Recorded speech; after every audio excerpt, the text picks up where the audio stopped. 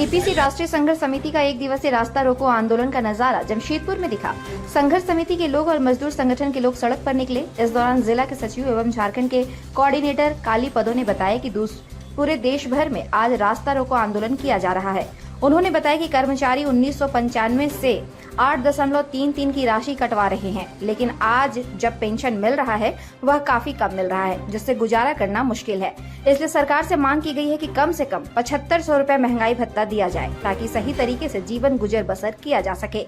वहीं जुस्को यूनियन के अध्यक्ष रघुनाथ पांडे ने कहा कि वे पिछले कई सालों से शांतिपूर्ण ढंग से पेंशन के लिए आंदोलन कर रहे हैं। देश भर में लाखों लोग हैं जिन्हें बहुत ही कम पेंशन दिया जा रहा है।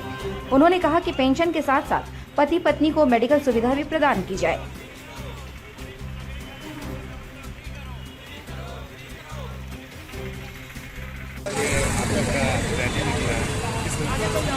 EPS 95 पूरे भारतवर्ष में आंदोलन हो रहा है और कई एक बरस से ये लड़ाई चल रही है।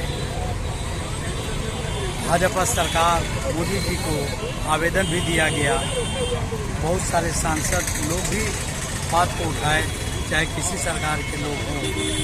हम लोग का ये डिमांड था कि 7500 रुपया मिनिमम पेंशन मिले, प्लस जो है सो DA, प्लस जो है सो स्वास्थ्य हेल्थ, क्योंकि 60 साल के बाद हेल्थ का जरूरत पड़ता है, तो स्वास्थ्य के लेके भी था कि मेडिकल इलाज निःशुल्क हो।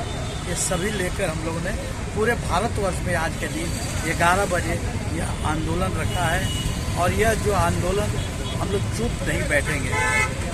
किसान आज देखिए अपनी लड़ाई लड़कर और जीते, हम मजदूर क्यों नहीं लड़ाई अपनी लड़के अपने हक को दिलाएंगे।